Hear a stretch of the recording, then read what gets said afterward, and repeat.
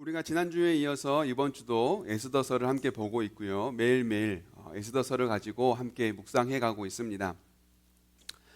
에스더서는 지극히 공동체를 위한 성경이라고 할 수 있습니다. 우리가 에스더를 통해서 공동체에 대한 새로운 부분들을 많이 발견하게 되는데요. 이 에스더서에게는 특징 한 가지가 있습니다. 기독교 용어가 성경 안에 드러나지 않는다는 겁니다. 성경인데 왜 기독교적 용어가 드러나지 않을까요? 왜냐하면 하나님이 계시지 않아 보이는 상황 속에서도 하나님은 여전히 자기 백성을 위하시고 자기 백성을 위하여 일하시는 분이심을 말씀해 주기 위해서 에스더라고 하는 성경책 안에는 하나님에 대한 이야기, 기독교적 특징의 단어들이 등장하지 않는다라고 말씀드렸습니다. 그렇기 때문에 어디서나 함께 계시고 어디서나 도우시는 그 하나님이 우리와 함께 한다는 것을 믿는다면 우리에게 중요한 건 뭘까요? 어디에 있느냐가 중요한 것이 아니라 그곳에서 하나님을 어떻게 믿으며 사느냐가 중요하다라고 말씀을 드렸습니다. 이것이 바로 에스더가 우리에게 주는 가장 큰 그리고 중요한 교훈이라고 할 수 있겠습니다. 지난주에 이어서 오늘은 에스더가 자기 민족을 구하기 위하여 결단한 그 내용을 가지고 하나님의 말씀을 나누고자 합니다. 여러분, 에스더 하면 어떤 구절이 떠오르십니까? 바로 죽으면 죽으리라 라고 하는 에스더가 자기 민족을 위하여 결단한 이 명언, 이 내용이 바로 단번에 떠오르시는 분들이 계실 겁니다. 그래서 마치 우리는 이 에스더가 남긴 명언을 우리 삶의 영웅당처럼 사용하곤 합니다. 죽으라면 죽겠어 라고 하는 일사각오를 가지고 무엇이든지 도전을 하며 그렇게 살아가는 사람들이 많습니다. 또는 에스더처럼 죽으면 죽겠습니다 라고 하는 각오로 하나님 앞에 기도하면 하나님이 응답해 주신다라고 하는 이런 기도의 교훈으로 생각하기도 합니다. 그런데 에스더가 죽으면 죽으리라는 이 결단을 어떤 과정을 통해서 이루게 되었는지, 그리고 죽으면 죽으리라고 하는 이 에스더의 결단은 무엇을 위한 결단인 건지를 바르게 이해하는 것이 더 중요하다라고 할 수 있겠습니다. 그래서 오늘은 우리가 이 점을 가지고 함께 하나님의 말씀을 나누려고 합니다. 페르시아의 왕이었던 이 아하수에로 왕이 하만이라고 하는 자기의 신하를 높은 자리에 앉힙니다. 그러면서 신하들에게 명령하기를 너희는 이 하만에게 절을 하라라고 명령을 내립니다. 하지만 하나님을 믿는 유대인이었던 모르드게는 왕의 명령을 거절합니다. 왜냐하면 하만에게 절을 하는 것을 우상에게 절하지 말라라고 하는 하나님의 명령이라고 생각했기 때문입니다. 결국 하만에게 절을 하지 않은 모르드게는 다른 신하들에게 미움을 받고 또한 하만에게 역시 미움을 받아 급기야는 이 하만이 모르드게를 증오하는데요. 모르드게만 증오하는 것이 아니라 모르드게처럼 하나님을 믿는 모든 유대인들을 미워하기 시작합니다. 그래서 모르드게를 괘씸하게 여긴 이 하만이 계략을 꾸밉니다. 그것은 바로 모르드게처럼 하나님을 믿는 모든 유대인들을 말살할 계획을 세웁니다. 이때 하만은 자기가 가지고 있는 사비를 털어서라도 자기의 이 계획을 완성시키려고 합니다. 그래서 결국 은화 1만 달란트를 아하수에로 왕에게 뇌물로 바칩니다. 교회 역사가 요세푸스라고 하는 이 사람은 하만이 아하수에로 왕에게 드린 은화 1만 달란트의 이 액수는 페르시아 제국에 거주하는 모든 유대인들이 페르시아에 바치는 세금을 충분히 감당할 양이었을 것이다 라고 말합니다. 즉 무엇을 의미할까요? 하만은 만약 이 계획을 가지고 모든 유대인들이 말살할 경우 유대인이 내야 될 세금을 내지 못하게 되니 이 부분을 내가 충당하겠다는 것으로 왕과 합의를 본 거예요. 왕이라고 한다면 세금을 걱정하지 않겠어요? 세금을 걱정하지 않도록 자기가 모든 유대인들의 세금을 사비를 털어 충당을 하고 그것으로 합의를 봐서 모든 유대인들을 말살할 계획을 허락을 받아냈던 겁니다. 결국 왕의 도장이 찍힌 조서가 페르시아 전역에 뿌려집니다. 이 조서는요 1월 13일에 발행됩니다. 그런데 조서의 내용은 뭐냐면 12월 13일에 하나님을 믿는 모든 유대인들을 죽여라 라고 하는 명령이 적혀 있었습니다. 그러면 유대인들에게 몇 개월의 기간이 남아 있습니까? 11개월. 11달 뒤면 모든 유대인들은 다 죽임을 당하게 되는 거예요. 유대인들은 11개월 뒤면 다 죽을 신세가 되고 만 겁니다. 죄책감과 괴로움에 시달린 모르드게는 자기가 할 수 있는 게 아무것도 없다는 걸 깨달아요. 자기의 옷을 찢으며 베옷을 입고 죄를 뒤집어 쓰고 펑펑 울기 시작합니다. 그러다가 한 사람이 떠오릅니다. 누구였을까요? 바로 왕실에 살고 있는 자기 사촌 에스더가 생각난 거예요. 에스더라면 우리 유대인을 살려줄 수도 있겠다. 만약 에스더가 아하수에로 왕에게 찾아가 간절히 부탁해 본다면 왕의 마음을 돌이킬 수도 있겠다. 이 마음을 가지고 모르드게가 에스더를 찾아갑니다. 때마침 에스더가 모르드게에게 보낸 신하가 있었어요. 그래서 이 모르드게는 그 신하에게 내가 지금 왜 이런 처지에 놓여 있는지를 다 자세히 설명해요. 조서의 내용 그리고 하만이 아하수에로 왕에게 은화 1만 틀을 바쳤다는 내용까지 모두 다 에스더에게 전합니다. 그리고 부탁을 하죠. 아하수에로 왕에게 찾아가 자기 민족 유대인을 살려달 것을 간곡히 부탁해 주라는 부탁을 신하를 통해 모르드게가 에스더에게 한 거예요. 얼마 뒤에 에스더가 그 신하를 다시 돌려보내 회답을 합니다. 그런데 그 회신의 내용이 뭐였을까요? 너무나 절망스럽게도 에스더의 회신은 나는 왕에게 나아갈 수 없다는, 그렇게 할 수 없다는, 모르드게의 부탁을 내가 들어줄 수 없다는 회신이 돌아옵니다. 이유는 뭐였을까요? 에스더는 왜 모르드게의 부탁을 거절한 걸까요? 당시 페르시아에는 법이 하나 있습니다. 뭐냐면 왕의 부름 없이는 그 누구도 왕 앞에 나아갈 수 없다. 이게 페르시아의 법이었어요. 왜냐하면요, 당시는 왕을 죽이려고 하는 암살단이 조직되어 있던 시대예요. 실제적으로 에스더에도 보면 아하수에로 왕을 죽이려고 하는 암살이 감시되자 모르드게가 이 사실을 알려서 페르시아의 왕이었던 아하수에로가 살아난 경험이 있습니다. 그리고 실제로 아하수에로 왕은요 암살을 당해 죽었습니다. 그러니 그 당시에는 이 암살단이 조직되어서 왕을 죽이려고 하는 시도들이 빈번히 일어나던 시대예요. 그러니 그 누구도 왕의 허락 없이는, 왕이 부르지 않은 사람은 왕에게 나아갈 수 없던 시대였습니다. 그것은 왕후였던 에스더도 마찬가지입니다. 그런데 지금 에스더가 왕에게 나아가지 않은 지가 30일이 지나던 때예요. 30일 동안 한 번도 왕이 에스더를 불러낸 적이 없었다는 거예요. 그런 사람이 왕에게 찾아간다는 것은 죽어야 되는, 죽을 수도 있는, 아니 왕에게 갔다가는 그냥 죽임당하는 그런 상황이었던 겁니다. 그래서 에스더가 말하는 거죠.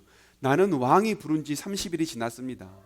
내가 왕에게 나아갔다가는 죽을 것이 뻔합니다. 가지 못하겠습니다 라고 거절을 했던 겁니다. 에스더로부터 이런 절망스러운 답변을 전해들은 모르드게가 다시 그 신하를 통해 답변을 해요. 그 내용이 바로 오늘 본문입니다. 한 번 거절당한 모르드게가 다시금 에스더를 설득하기 위하여 신하를 다시 돌려보내면서 했던 말이 오늘 본문이에요. 우리 한번 읽어보실까요? 오늘 본문의 13절 14절인데요. 모르드게가 에스더에게 회신을 하는 겁니다. 시작. 모르드게는 그들을 시켜서 에스더에게 다음과 같이 전하라고 하였다. 왕후께서는 궁궐에 계시다고 하여 모든 유다 사람이 겪는 재난을 피할 수 있다고 생각하십니까? 이런 때에 왕후께서 입을 다물고 계시면 유다 사람들은 다른 곳에서라도 도움을 얻어서 마침내는 구원을 받고 살아날 것이지만 왕후와 왕후의 집안은 멸망할 것입니다. 왕후께서 이처럼 왕후의 자리에 오르신 것이 바로 이런 일 때문인지를 누가 압니까? 거절당한 모르드게가 다시금 신하를 보내 에스더를 설득하고 있는 겁니다. 왕후가 입을 다물고 있어도 하나님은 우리를 구원하실 겁니다 라고 하면서 한마디를 더해요. 뭡니까? 당신과 당신 집안은 멸망할 겁니다. 그런데 여러분, 이렇게 가지고 우리가 이 성경을 읽으면 왠지 모르드게의 성품이 굉장히 이상한 사람이라는 생각이 들어요. 에스더가 어렸을 때 부모님을 여의고 홀로 되었을 때에 사촌 오빠였던 모르드게가 이 에스더를 사랑하는 마음으로 길러냈지 않습니까? 그러면 모르드게에게는 적어도 이 사랑과 정의가 있는 사람이지 않겠어요? 정이 많은 사람이잖아요.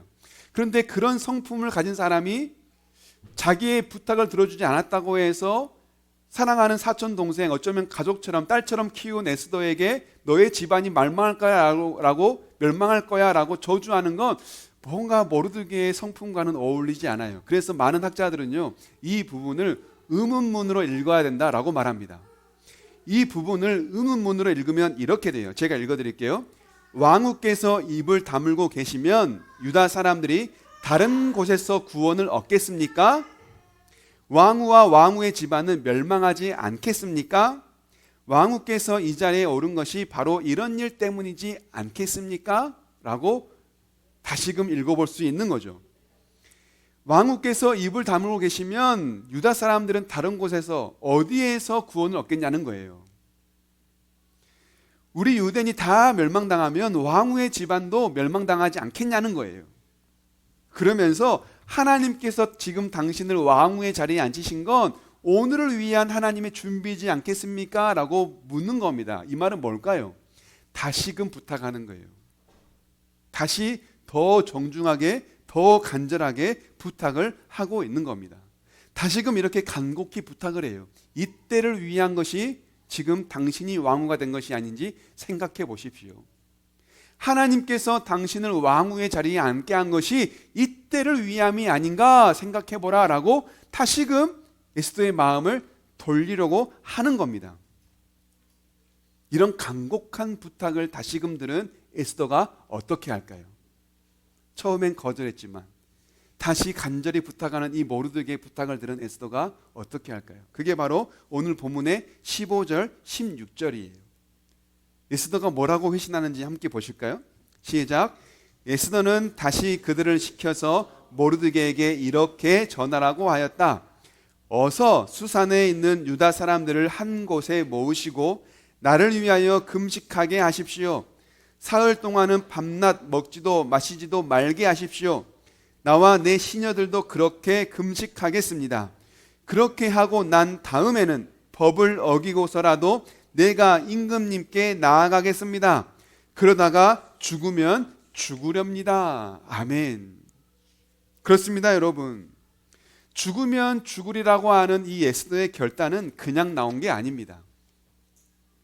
포기하지 않은 모르드게의 간절한 부탁이 있었기 때문에, 그 모르드게의 간절함이 있었기 때문에 에스더의 이 결단이 나올 수 있었던 거예요. 자기 백성에 대한 사랑, 그 진심, 그 애절함이 모르드게에게 있었고, 그 모르드게의 사랑과 진심과 애절함이 에스더에게 전해졌기 때문에 죽음도 각오하는 이 결단이 나올 수 있었다는 겁니다. 어떻게 죽음을 결단합니까, 여러분? 어떻게 죽을 각오를 쉽게 합니까? 이 에스더의 고백이 쉽게 나온 게 아니에요. 그 모르드게의 간절함과 그 모르드게의 애절함과 그 사랑과 그 진심이 죽음도 결단할 수 있도록 에스더의 마음을 움직이게 했던 거예요. 우리는 에스더서 하면 죽으면 죽으리라고 하는 에스더의 명언, 죽음도 과거한 그의 헌신만 생각하지만 그의 헌신의 이면에, 그 헌신의 베이스에는, 그 헌신의 기초에는 그보다 더한 헌신인 모르드게가 있었다는 걸 우리는 잊지 않아야 합니다. 그리고 중요한 것은요, 이 에스더의 이 결단이 무엇을 위한, 누구를 위한 결단이었느냐는 거예요. 에스더가 자기 자신을 위해서 이런 결단을 내린 겁니까? 자기 욕심을 이루고자 죽음도 각오한 결단을 했던 겁니까? 아닙니다. 에스더의 이 결단은 오로지 자기 백성을 살리려는 백성을 위한, 공동체를 위한 결단이었다는 거예요.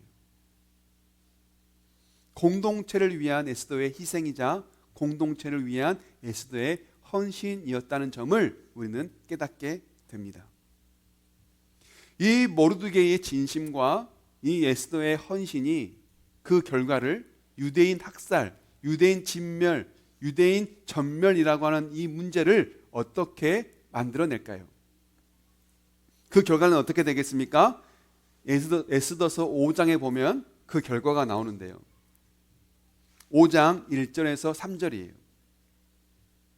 우리 함께 읽어볼까요? 시작. 금식한 지 사흘째 되는 날에 에스더는 왕후의 애복을 입고 대궐 안뜰로 들어가서 대궐을 마주보고 섰다. 그때의 왕은 어전 안의 왕자에서 문 쪽을 바라보고 앉아 있었다.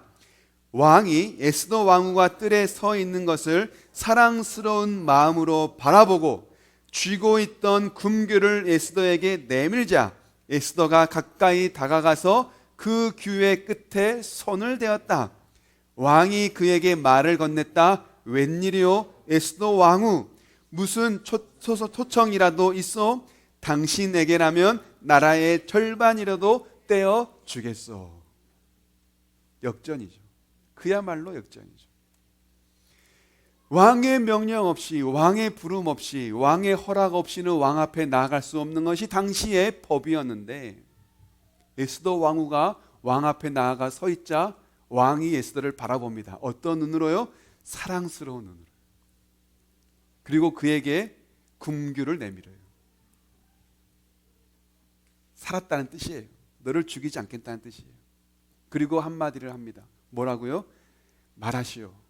당신의 부탁이라면 나라의 절반도 내주겠소. 여러분, 이것이 우연일까요? 에스더가 왕에게 나아가 목숨을 건지고 어떤 부탁이라도 들어줄 테니 나라의 절반이라도 주겠으니 말해보라고 하는 이 넓은 마음을 표현하는 아하수에로의 이 상황이 여러분 우연일까요? 일로부터 유대 민족은 살아나요. 구원을 얻습니다. 왕의 조서가 바뀌어요. 이것이 우연이겠습니까? 아니요. 에스더서에 있는 모든 말씀들은요, 단 하나도 우연이 없습니다. 다 무엇입니까? 보이지 않는 하나님의 손길로 일하신 결과예요. 그래서 이것은 우연이 아니라 하나님의 계획인 겁니다. 비록 하나님이 없어 보이는 페르시아의 나라에서 일어난 일이지만, 유대인이 진멸당할 날이 11개월 뒤면 일어날 일이지만, 이 상황 속에서 하나님의 도움은 어디에도 보이지 않지만 하나님은 보이지 않는 손길로 여전히 일하고 계신다는 것을 우리에게 다시금 깨닫게 하고 계시는 겁니다. 여러분, 오늘 본문을 보면서 무엇을 생각이 드십니까? 공동체는 그냥 세워지지 않습니다. 공동체가 세워지기 위해서는 반드시 희생과 헌신이 필요합니다. 여러분, 남녀가 만나 사랑을 할 때도요, 사랑이면 다 될 것 같잖아요. 그런데 시간이 지나 보면 사랑으로 다 될 수 없다는 걸 언젠간 깨달아요. 무엇이 요구되던가요? 양보와 희생과 헌신이 반드시 요구됩니다. 어쩌면 그게 사랑의 더 깊은 모습일 수도 있어요. 처음에 얕은 사랑은 뿅 가는 사랑, 예쁜 사랑, 멋있는 사랑, 이런 외모로 사랑을 판단할 수 있겠지만 사랑이 더 깊어지고 깊어지면 그 사랑의 깊은 우물 속에는 양보와 희생과 헌신이라는 사랑의 또 다른 이름이 들어있는 법이에요. 자녀를 낳는다고 해서 그냥 키워집니까? 아닙니다. 자녀를 위해서는 무엇을 해야 돼요? 어머니의 헌신, 아버지의 헌신, 어머니의 희생, 아버지의 희생이 반드시 필요한 법입니다. 이것은요, 어느 공동체나 다 마찬가지입니다. 직장, 학교, 동호회, 내가 좋아 만나는 사람들도 다 이 모습들이 필요한 거예요. 찰떡이라고 말하는 절친도 마찬가지입니다. 마음만 맞으면 절친 될까요? 아니요. 아무리 마음 맞는 절친 사이라도요, 희생과 헌신, 양보는 반드시 필요해요. 그게 있어야 절친의 관계도 오랫동안 유지할 수 있는 법입니다. 사람 사는 세상은, 사람 사는 사회 구조는요, 그 공동체는 반드시 희생과 양보와 헌신이 있어야만 기간도 오래가고 더 건강하고 더 굵직하게 세워줄 수 있는 겁니다. 공동체를 살리기 위해 헌신하고 희생한 이 모르드게와 에스더를 보면서 하나님께서 우리에게는 이 놀라운 사실을 깨닫게 하시는 거예요. 공동체를 위한 희생과 헌신이 얼마나 중요한 것인지를 우리에게 깨닫게 하시면서 오늘날 우리가 사는 삶 속에서 공동체를 위해 그렇게 희생하며 그렇게 희생하라는 것을 우리에게 말씀하고 계시는 겁니다. 여러분, 오늘날 교회 공동체가 어떻게 세워졌을까요? 여러분, 우리 깃들이는 교회는 어떻게 세워졌을까요? 히브리서 10장 19절에 보면 교회가 어떻게 세워졌는지를 우리가 알 수 있는데요, 우리 함께 읽어보실까요? 시작. 그러므로 형제 자매 여러분, 우리는 예수의 피를 힘입어서 담대하게 지성소에 들어가게 되었습니다. 아멘. 우리가 어떻게 하나님이 계시는 지성소에 들어가게 되었는가? 라고 물어요. 뭐라고 대답합니까? 예수의 피를 힘입어 들어갈 수 있게 됐다고 말하는 겁니다. 다시 말해, 죄인된 우리는 예수님의 십자가의 보혈의 은혜로 그 은혜를 힘입어 모든 죄를 씻음 받고 하나님이 계시는 거룩한 성소로 들어갈 수 있는 담력, 힘과 능력을 얻게 되었다라고 말하는 거예요. 그렇게 죄 씻음을 받아 하나님께 나아갈 수 있는 사람들이 모인 곳이 어디입니까? 교회예요. 그러니 교회의 기초는 누굽니까? 예수 그리스도입니다. 그러니 교회의 반석은 누구십니까? 예수 그리스도인 거예요. 여러분, 교회가 세워진 건 누구의 희생 때문이에요? 바로 십자가를 지신 예수님의 희생이요, 예수님의 헌신 때문이라는 겁니다. 교회가 그냥 세워진 게 아니에요. 이곳은 예배당입니다. 우리가 모일 수 있도록 장소가 되어진 곳이 예배당이에요. 건물은 그냥 예배당인 겁니다. 그래서 건물은 바뀔 수 있어요. 건물의 위치도 바뀔 수 있어요. 건물의 모양도 바뀔 수 있어요. 그것은 중요하지 않아요. 요즘 사람들은 그런데 건물의 모양을 보고 교회를 찾아가요. 건물의 모양을 보고 교회를 선택해요. 너무나 안타까운 일입니다. 더 안타까운 일은 뭔지 아세요? 그렇게 수평이동이 생긴다는 거예요. 이 교회 다닌 사람이 저 교회를 갈 때 하나님을 믿는다고 하는 그 사람도 결국은 교회의 외면을 보고 교회의 생김새를 보고 예배당의 건물을 보고 간단 말이에요. 너무나 안타까운 일이죠. 여러분, 교회의 기초는 누구십니까? 예수 그리스도이십니다. 이게 교회의 가장 근본이요, 교회의 반석이에요. 우린 그것을 보고 교회를 다니는 겁니다. 또한 이렇게 세워진 교회는 앞으로 어떻게 이루어져 갑니까? 히브리서 10장 24절에서 우리에게 교훈하는데요, 함께 읽어보시죠. 시작. 그리고 서로 마음을 써서 사랑과 선한 일을 하도록 격려합시다. 아멘. 뭐라고 말합니까? 서로에게 마음을 쓰라라고 말합니다. 서로에게 마음을 쓴다는 건 뭘까요? 서로를 생각하고 서로에게 집중해 보는 거예요. 사랑과 선한 일을 하도록 서로가 서로를 격려하는 거예요. 서로에게 집중하고 서로에게 관심을 가지며 서로를 격려할 때 교회가 더 든든하게 세워져 갈 수 있는 겁니다. 에스더가 민족을 위하여 왕에게 나아갈 수 있는 이 선한 일을 할 수 있도록 누가 격려했나요? 모르드게가 끊임없이 격려했던 것처럼 우리도 서로 간에 선한 일을 할 수 있도록 계속해서 서로에게 격려를 아끼지 않아야 한다는 거예요. 그렇게 서로를 생각하고 서로를 위하면서 선한 일과 사랑의 일을 할 수 있도록 서로가 서로에게 격려하는 거, 칭찬하는 거 할 수 있어. 우리 이렇게 살아야지. 우리 이렇게 해야지. 우리 이렇게 하자. 너라면 할 수 있어. 서로에게 계속해서 칭찬과 격려로 선한 일, 사랑의 일, 하나님의 일을 할 수 있도록 격려를 아끼지 않는 게 교회 공동체가 세워지는 과정이라는 겁니다. 서로에게 그렇게 마음을 쓰고 있다면 어떻게 할까요? 그 사람의 마음을 내가 알게 돼요. 아, 지금 이 사람이 슬퍼하고 있구나. 아, 지금 이 사람이 기뻐하고 있구나. 아, 지금 이 사람이 좀 어려워지고 있구나. 아, 이 사람이 좀 지금 넘어지려고 하는구나. 서로에게 관심을 갖다 보면 그 사람의 마음 상태, 신앙 상태, 삶의 모습을 볼 수 있게 되죠. 그러면 그때 격려가 가능한 거예요. 그러면 그때 기도가 되는 거고, 그러면 그때 그 사람을 위한 응원이 되는 겁니다. 그러니 우리는 서로에게 뭐예요? 마음을 써야 돼요. 격려 전에 뭐 해야 돼요? 마음을 써야 돼요. 마음을 써야 그 다음에 격려가 되는 거예요. 우리 옆에 있는 분들에게 이렇게 한번 이야기해 보실까요? 옆에 있는 분의 눈을 봐야 됩니다. 옆에 아무도 없으면 앞뒤를 보세요. 눈을 보시고 이렇게 이야기하세요. 저 보세요. 저 관심 받고 싶어요.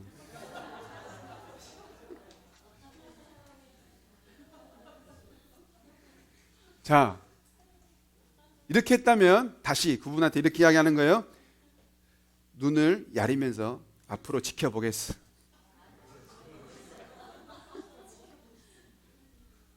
여러분, 이게 교회 공동체가 세워지는 거예요. 서로에게 관심을 갖고 서로를 지켜보는 것, 서로를 사랑으로 대하는 것, 지금 이 사람이 어떤 상태에 있는지 관심을 갖고 마음을 쓰는 것, 이게 공동체잖아요. 이게 가족이잖아요. 그런데 이런 관심과 사랑이 그보다 더 중요한 것, 그 베이스가 있습니다. 그게 바로 뭘까요? 서로를 위해 기도하는 겁니다. 에스더가 죽으면 죽으리라 라고 하는 이 결단을 할 때 결단만 하고 끝나지 않았어요. 모르드게에게 한 가지를 부탁해요. 바로 뭘까요? 나를 위해 금식해 주십시오. 그리고 수산성에 있는 모든 유대인들을 모아 금식하도록 명령하십시오. 뭘 부탁한 거예요? 금식을 부탁했어요. 그런데 여러분, 에스더의 특징 중 뭐라고요? 기독교적 용어가 등장하지 않는다. 나왔다면 기도해달라고 했겠죠. 그런데 금식해달라고만 해요. 금식은 곧 기도를 말하는 거예요. 금식을 부탁한 건 기도를 부탁한 거예요. 먹지 말고라도, 먹는 시간에라도 기도해달라는 거예요. 모르드게가 이렇게 에스더에게 받은 부탁을 어떻게 합니까? 자기만 알고 끝냅니까? 아니요. 그대로 다 행했다라고 17절에서 끝납니다. 에스더가 부탁한 대로 모든 유대인들을 모아 3일 동안 밤낮을 금식하며 에스더를 위해 기도했던 거예요. 그렇게 기도가 끝나자 에스더가 왕에게 나아갈 수 있게 되고 목숨을 건지고 유대인을 살리는 역전의 일이 일어났던 겁니다. 우리 다시 한번 그 옆에 분에게 이렇게 이야기해요. 눈을 보시면서 저를 위해 기도해 주세요.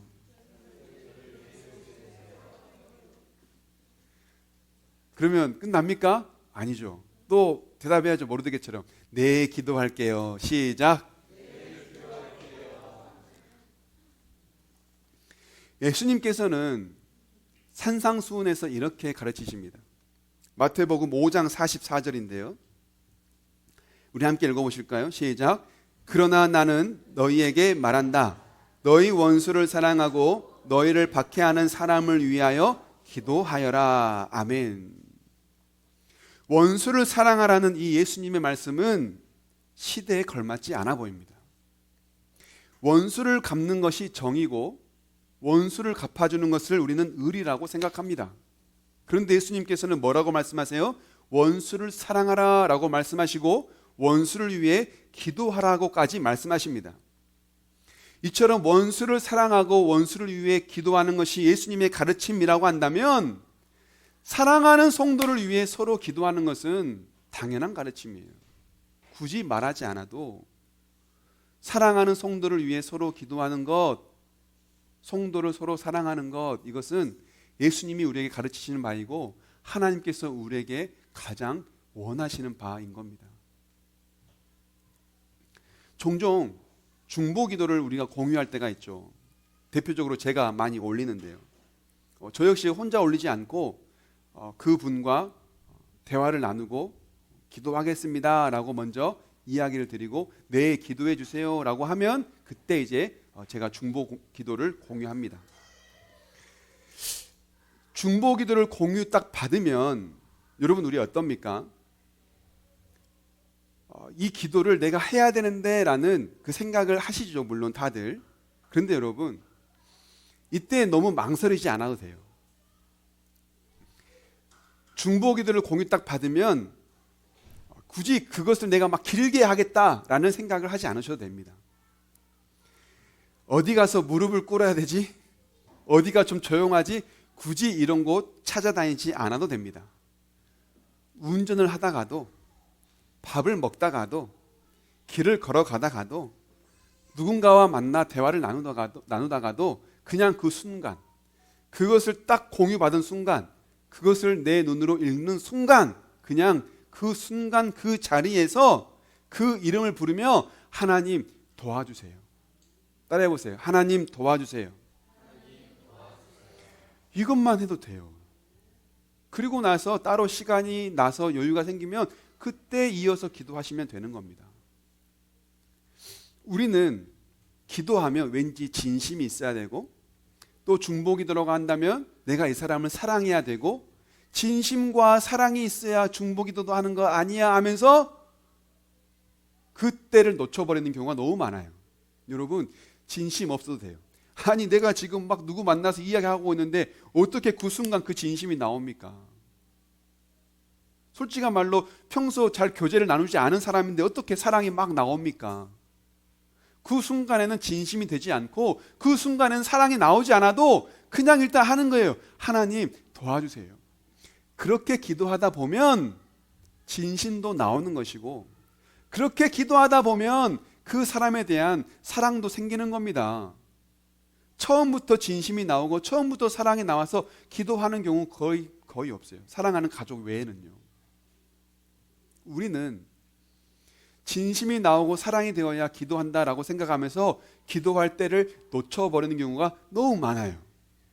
굳이 여러분 그때를 기다리지 마시고 지금 그 중보기도를 받은 순간 아 이때가 기도할 때구나 라고 생각하시고 그냥 그 자리에서 그 이름을 부르며 하나님 도와주세요. 여러분 오죽하면 중보기도를 올리겠어요. 그 기도해달라는 부탁이 쉽게 입에서 떨어질 것 같아요. 아니요, 절대 그렇지 않아요. 그 부탁하는 건 진짜 어려운 일입니다, 여러분. 그러면 적어도 이 기도가 공유되었다는 사실은 진짜 어려운 부탁을 했다는 것으로 여러분 이해하시면 돼요. 그러면 그냥 그 자리에서 우리 한마디로 기도해 줄 수 있는 것 아니겠습니까? 우리 이렇게 서로를 위해서 기도해야 하는 거죠. 이것이 바로 하나님께서 우리에게 원하시는 교회 공동체의 모습이라는 겁니다. 오늘의 말씀을 맺겠습니다. 이런 작은 결단이 교회 공동체를 이룹니다. 에스더처럼 죽으면 죽으리라는 각오로 교회에 다니라는 말이 아닙니다. 그런 큰 결단을 교회에서는 그렇게 요구할 일이 없어요. 서로에게 마음을 쓰고 서로에게 관심을 갖는 것, 서로를 보고 웃고 환한 얼굴로 친절하게 인사해 주면서 격려해 주는 것, 서로를 위해 한마디로 기도해 주는 것. 여러분 이런 작은 결단이 교회 공동체를 화목하게 만듭니다. 이런 작은 결단이 모이고 모여 큰 결단이 되는 겁니다. 이런 작은 결단이 모이고 모여 큰 일을 하게 되는 겁니다. 그러니 여러분 우리가 교회 공동체를 위하여 내가 할 수 있는 작은 결단부터 행할 수 있기를 원합니다. 그건 바로 뭐예요? 서로에게 마음을 쓰고 관심을 갖는 거예요. 서로에게 칭찬하며 격려하며 넌 할 수 있어. 자매님 할 수 있어요. 형제님 괜찮아요. 할 수 있어요. 격려하고 칭찬해주고 힘을 주는 거예요. 그리고 무엇으로 뒷받침해요? 기도로 뒷받침해 주는 거예요. 기도로 함께 해주는 겁니다. 기도로 격려해 주는 거예요. 이렇게 마음을 쓰고 서로를 칭찬하며 서로를 위해 기도하는 하나님이 원하시고 하나님이 기뻐하시는 우리 아름다운 깃들이는 교회, 그리고 여러분의 가정, 여러분의 일터, 여러분들의 우리 자녀들의 학교가 될 수 있기를 주님의 이름으로 축복합니다. 아멘.